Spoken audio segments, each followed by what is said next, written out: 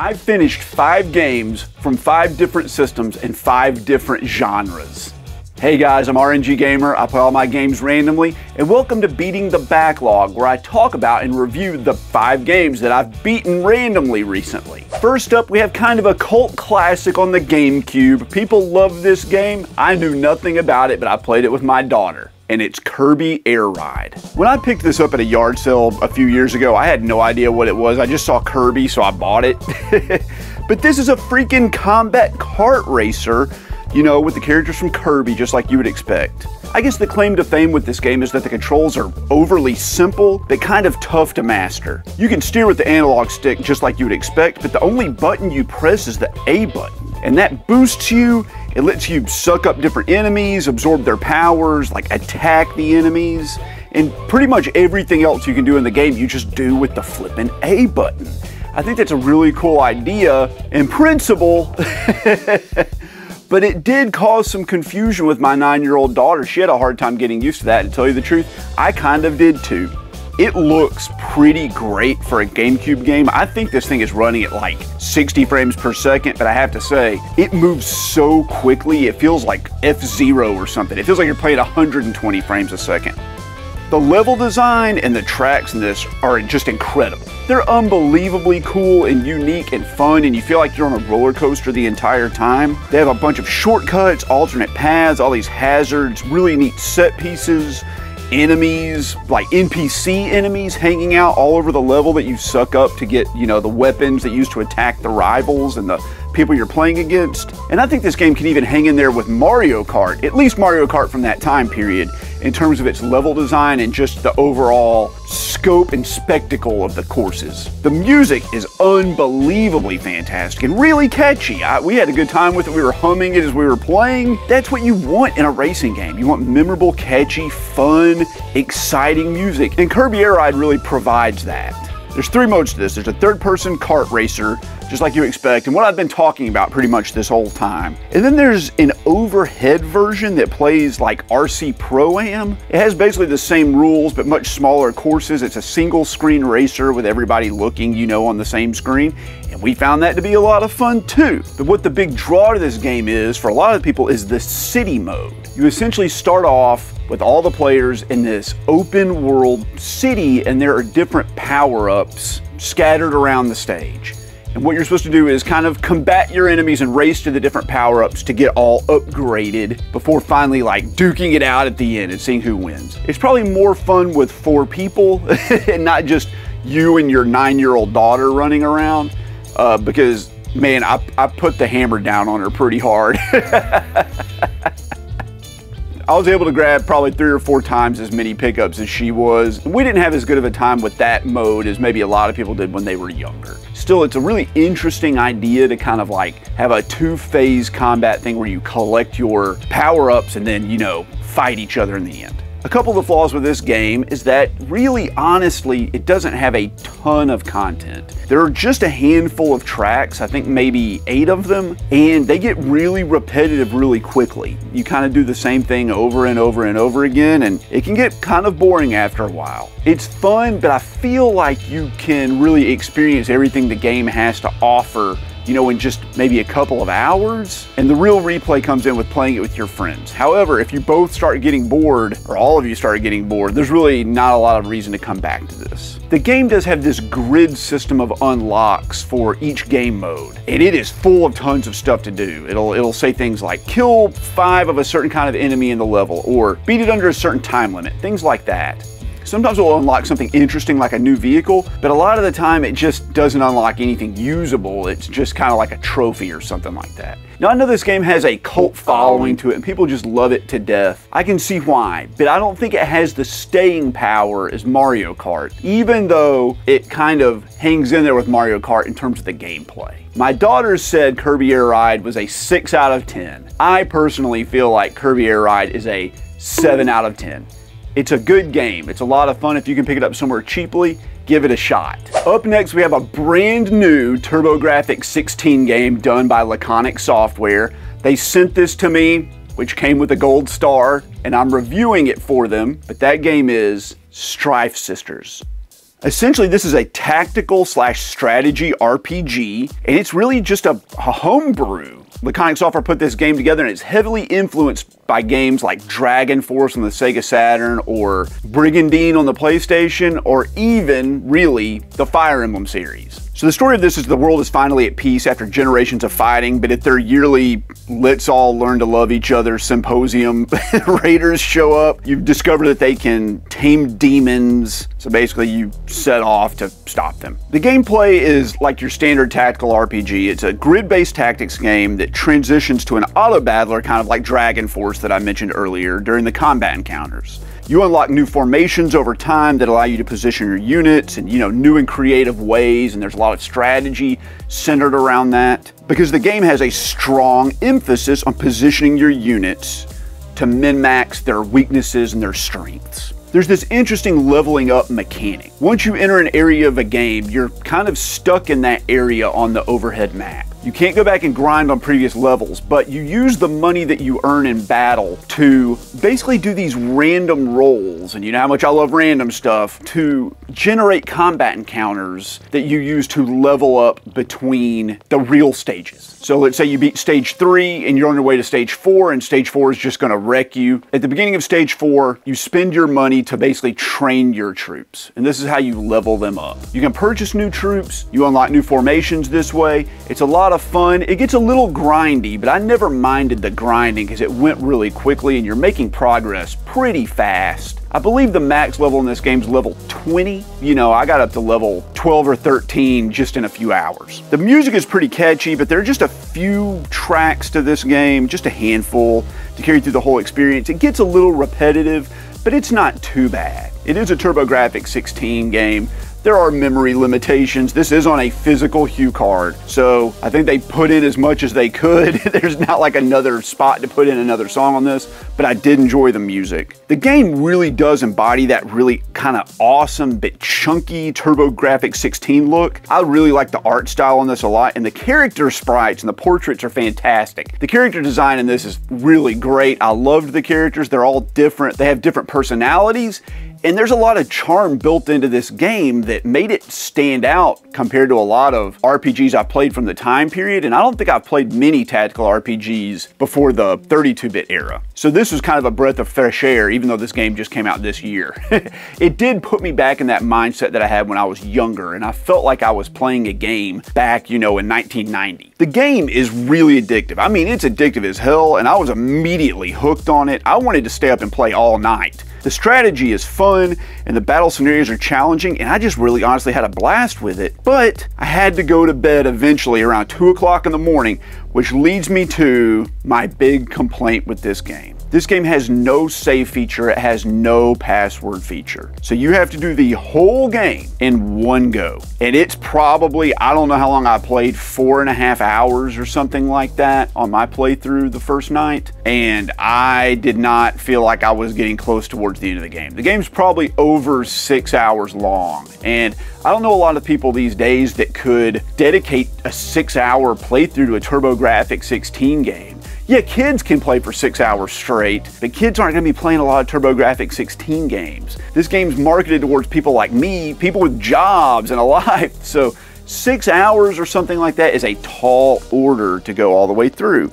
And most of that time is going to be spent grinding in those in-between randomized battle scenarios that you do to level up. Like I said, I put about 4.5 hours into it before I died. And when you die, that's it. So not only do you have to beat the game in like one run, you have to beat it flawlessly without dying. But still, I didn't mind going back and replaying it a few times because it was just so much fun to play. If this game had a way to save or a password system or something, it would have been one of like the best games I played in a long time. Even a way to like speed up the combat encounters or something, or fast forward through them, might take away a lot of that time. I think if you could get it down to like a 2.5 hour experience without a save feature, it would be great. All that being said, I have good news for everyone. Laconic Software is a channel member of mine, and I have spoken with them directly about this save game problem, and they are going to release a DX version of this game on CD with a save or a password feature. That's coming. So my only big complaint with the game is going to be fixed. When this comes out with the DX version, I'm going to buy it at full price myself and play it again. It's that good. Strife Sisters is an 8 out of 10, with a save feature higher than that. We'll have to wait and see. Up next, we have a game that I streamed and beat on this YouTube channel. We had a lot of fun doing it and working our way through it. It's a remake of a classic game. It's Metroid Zero Mission. I was never able to beat the first Metroid on the NES. I tried it a few years ago and I like downloaded maps off of GameFAQs and all that sort of stuff, and I just still kept getting stuck over and over and over and over again. So when that happened, I put this game on my wish list and I wanted to make sure that I grabbed it. Canonically in the Metroid series, this takes place first. This is Samus's first mission, or a Zero mission, you know, as the game says. She's chasing some space pirates to this alien world and ends up investigating. Bad stuff goes down, she's trapped on this alien planet. She has to upgrade her gear to get out of Dodge. It has the standard gameplay from Metroid, but now you have a map, which is the saving grace. That was the problem with the original Metroid, is there was no map. Now you've got one. It tells you where to go next, which is like a necessity in any Metroidvania. You're still gonna get stuck. I got stuck a few times and chat had to help me out because there are, you know, esoteric and cryptic sections while you find items and abilities and stuff like that, and you don't really know where to go, but this makes it a lot easier. And being able to clearly see where the rooms are helps a ton. It helps so much. This one's really interesting because after you finish the original Metroid segment where you kill Mother Brain, there's an additional portion of the game it has that is all stealth based. Now, as I was playing it, was caught off guard by this, and I found it to be really fun and engaging. Afterwards, doing some research on this game, I found out that people freaking hate the end of this. They don't like the stealth section. I disagree. I thought it was a lot of fun, and I thought it was a nice change up from the rest of the game. Yes, you lose all your freaking power-ups and you feel like really weak, but that's okay, man. Like, that's okay. You needed a little bit more to warrant the idea of making an entire remake of this. Speaking of the graphics and the upgrade to them, this is a really nice presentation. I think it looks great. The graphics are better. They're more colorful. The redone music is just as memorable as ever, but it's more punchy and filled out.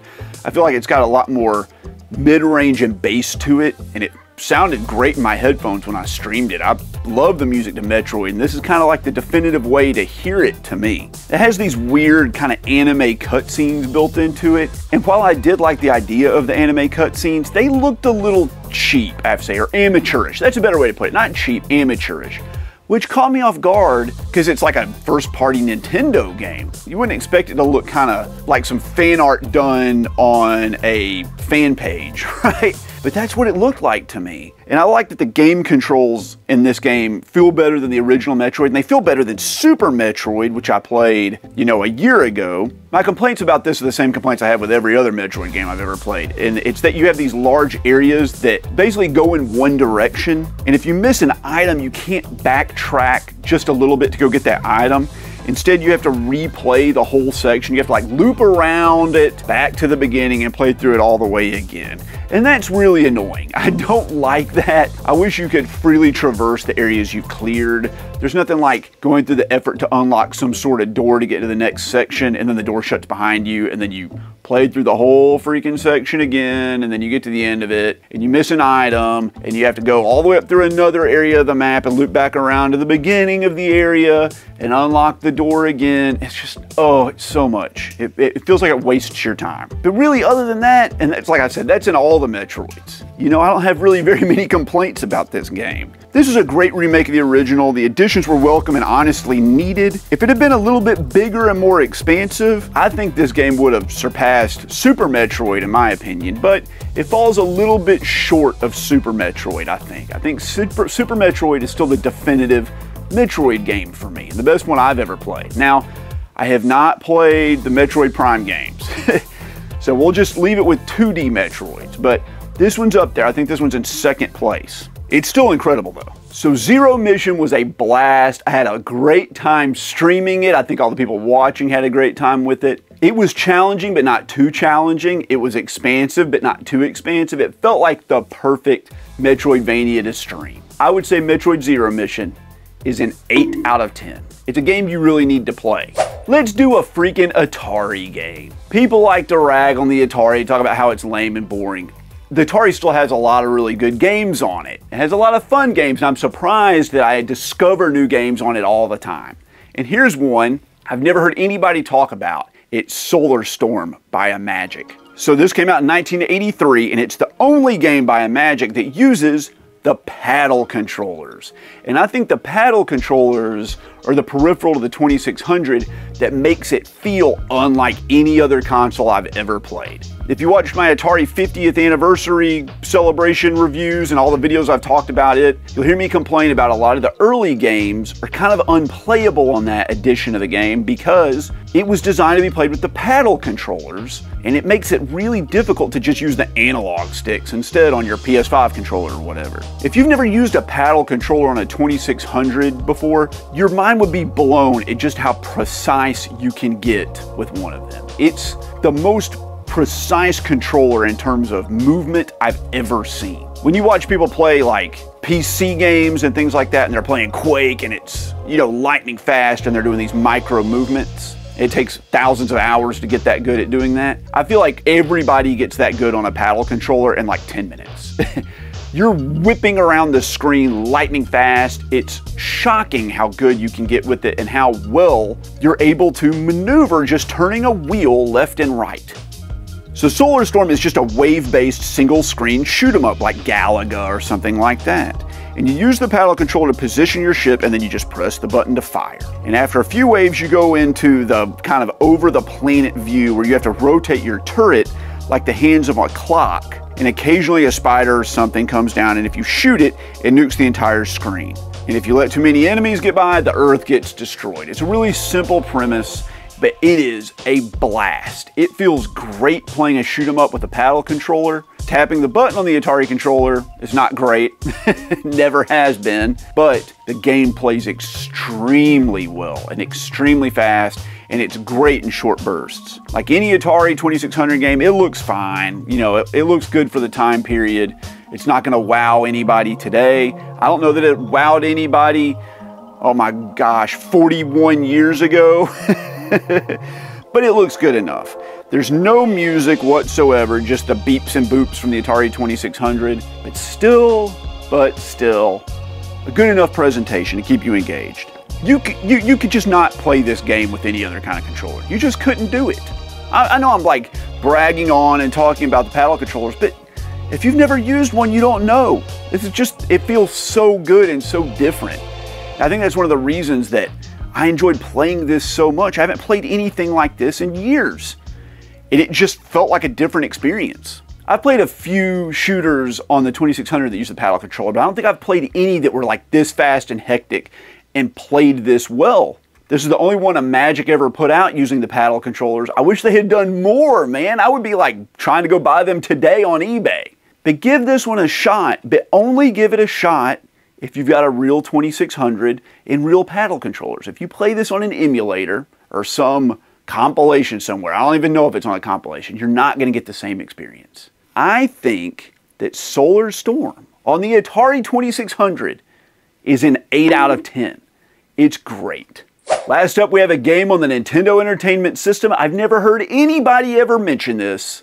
I've never seen anybody play it. I've seen it in tons of bargain bins over the years. It's from 1986, and it's Ninja Kid.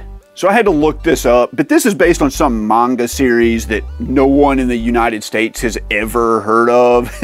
So they just turned it to like a generic platformer game. I played this game for about an hour, and I could not figure out just what the hell was going on. I couldn't figure out how to play the game. I didn't have the manual for it, so I had to look up online how to play this game, and once I did, it sort of made sense. Not completely, but enough to let me make some progress in the game. There's this overhead map with these different side-scrolling stages, and these stages all have different objectives. Things like kill all of the enemies, or light all of the candles, or collect all the ghosts. After you do whatever they want you to do, two different doors appear. One leads to a boss, and the other one just takes you back out to the map. You get to skip the boss, but it's totally random. As a matter of fact, every level is completely randomized, so don't think you're gonna like memorize where things are. You just have to learn the mechanics and figure out how to do each stage. And one of the stages on the map will be a scroll that you have to locate, and it's hidden in the stage. And after you find the scroll, it will unlock the overworld's boss. Sometimes you can skip some of the stages, sometimes you can't. You have to play through all of them, but once you find the scroll, you're good to go.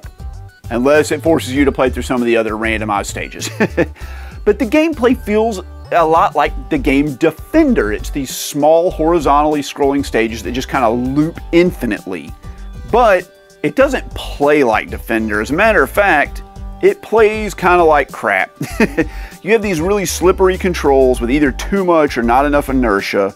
The enemies fire at you the second they appear on screen, and it's really hard to avoid them. And the stages where you have to freaking light the candles is super annoying because the little AI flame buddy guy you have that's following you around, he won't do what he's supposed to do.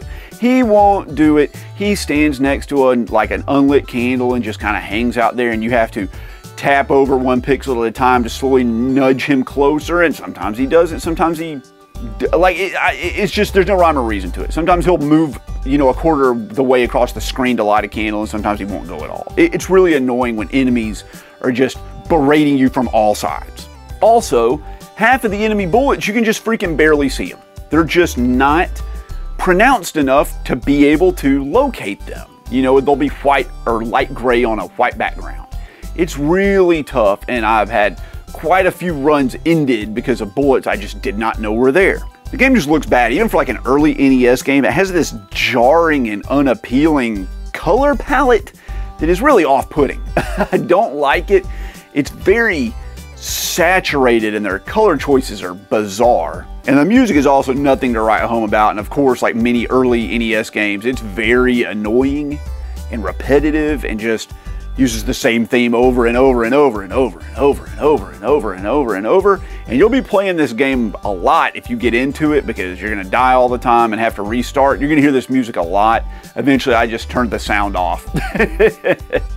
I just played in silence. I couldn't handle it anymore. I like the premise of this game with the random levels and finding your scroll. It reminds me kind of almost like a primitive roguelite in a way. But it just plays like freaking hot garbage. The trick to this game is that you just slowly kind of tap your way forward because the enemies fire as soon as you get on screen, as soon as they get on screen. So you need to like take them out as soon as you can. So you're just shooting and tapping and shooting and tapping and shooting and tapping and shooting and tapping.